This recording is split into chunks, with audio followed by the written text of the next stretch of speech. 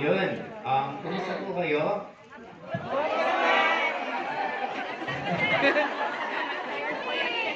Malamig po ba? Yes. Nakaka-inspire po ba lahat ng nag-share? Yes! Gusto niyo rin po ba yung nangyari sa kanila, nangyari sa inyo? Yes! Ngayon, may tatanong ako. Ano ba ang totoo? Kasi kanina habang nag-seminar ko dito, marami pa akong makakausap sa likod. Sabi nila, nahirap daw yumaman. May mga iba nagsasabing madali daw yumaman. Di ba may mga sa networking, sa AIM, may mga yumaman, may mga hindi. May mga matagal na kumita, may mga matagal na hindi kumita. Kaya ang tanong ko, ano nga ba talaga ang totoo? Kasi parang sa inyo, sa majority nandito right now, naniniwala ka ba na kikitain mo rin yung kinikita nila? Yes! Pansinin nyo, yung yes, hati. Parang mga pag-ganon, no? Yung mga ditong gitna, pag-ganon, hindi naniniwala eh. Okay, ulitin ko, naniniwala ka ba? Yes! Medyo lumakas, kailangan pang takutin. Okay. Ngayon, ganon ang reality ng mundo natin. Unang-una, gusto ko pong maintindihan ninyo na kung ano ang realidad ninyo, yan lang po kasi ang ituro sa inyo. Atras tayo simula nung pinanganak tayo sa mundong to. Ano ang paniniwala mo na reality mo nung pinanganak ka sa mundong to? Anak mahirap. 0 years old ka pa lang, mahirap buhay na nasa isip mo? Ang bihira ka naman, ang galing mo! Yung kapapanganak mo pa lang, mga days old, mahirap ba buhay na isip mo? Hindi! Ang alam mo lang, hindi maglaro. Hindi ka pa nga makagalaw lang. Dahil ka lang. Magutom, kumain, umihi. And habang tumatagal, natututo ka ng gumapa. Natututo ka ng maglakad. Natututo ka ng masaktan. Nalalaman mo yung mga bagay. Ako, naalala ko dati yung anak ko, may kausap ako sa cellphone, pinapagalitan ng tao ko. Yung anak ko, pinasok pa naman yung daliri sa electric ban. Ano pala siya, siguro mga 1-year-old pala siya that time. Grabe yung kaba ko talaga that time. Now, ano ang point ko? As we grow old, may mga influence sa atin ang parents natin, families natin, kaibigan natin, school, and so on and so forth. TV na lagi mong pinapanood, mga libro or mga binabasa mong novel, marami pong influence sa atin. Kaya kung ikaw madrama, mahilig kang manood ng soap opera, mahilig kang magbasa ng dyaryo. Kung ikaw naman taong business-minded ka, malamang mahilig kang manood ng mga entrepreneurship na mga movies. In short, may effect yung paniniwala nyo sa inyo kung ano ka ngayon. Ngayon, ito tatanong ko sa inyo. Pag nawawalan kayo ng pera, nai-stress ba kayo? Yes! Okay. Mayroon bang nai-stress na wala nang ginagawa? Meron nai-stress na naninisi?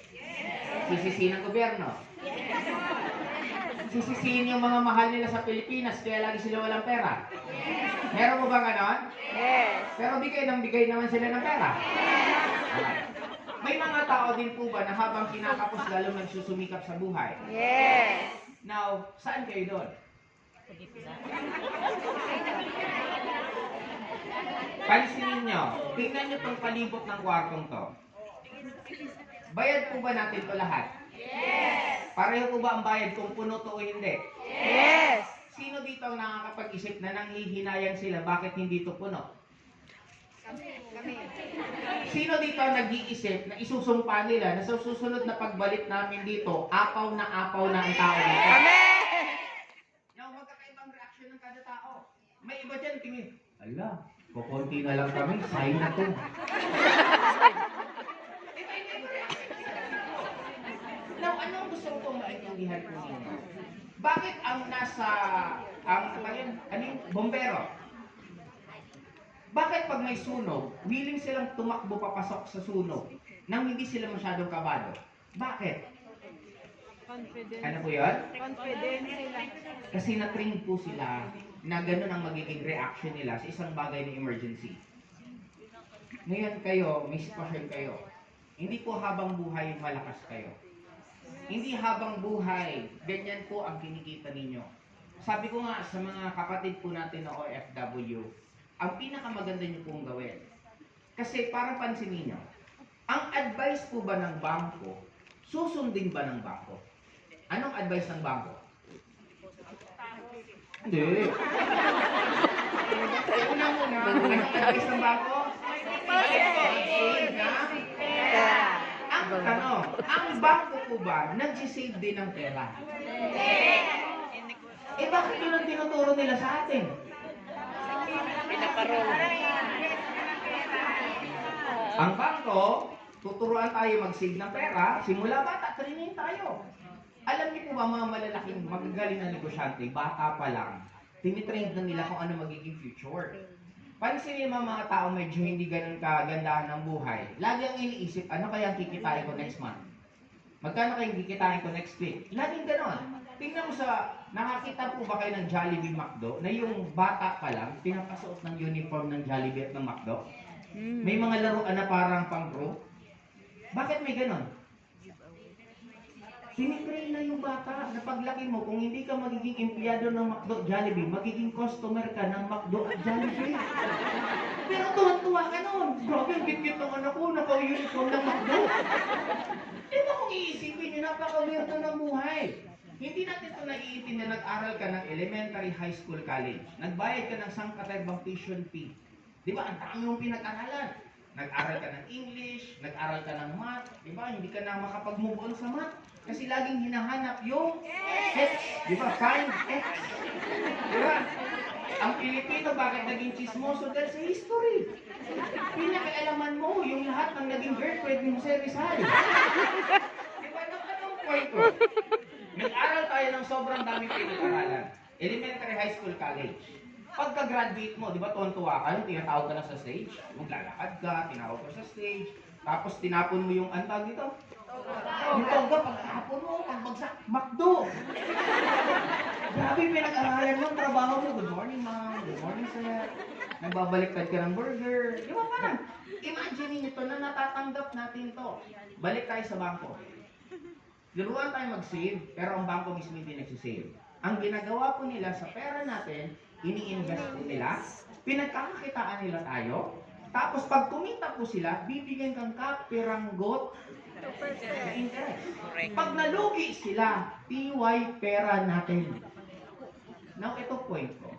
Bakit hahayaan mo na yung pera mo, iba ang gumamit kung pwedeng ikaw na mismo ang gumamit ng pera mo? Yes. Yan na. Meron pong isang napakagandang kumpanya na ang pinaka-goal nila, nagsimula po ang Global way back 2006, they started. Ang goal nila, may isang networking company na hindi na po magsasara. Ibig sabihin, sa daming networking company po dati na nagtatayo, nagsasara. Ang goal ng company is magtuloy-tuloy and it happened. 18 years na po ang company natin, pwedeng palakpakan po natin. Ang dami po katulad po ng limang nagsalita dito, na dami na pong nagbagong buhay, na kumita, nagkaroon ng sasakyan, nakabayad ng mga utang, ang dami na pong kwentong gano'n. Now, dadagdagan pa natin. Gusto niyo po ba lalong maging marami ang success stories na manggagaling dito sa Hong Kong? Yes! Ang tanong, sino yun? Kami! Ulitin ko, sino yun? Kami! Tinuturuan ko na po kayo ng kayo.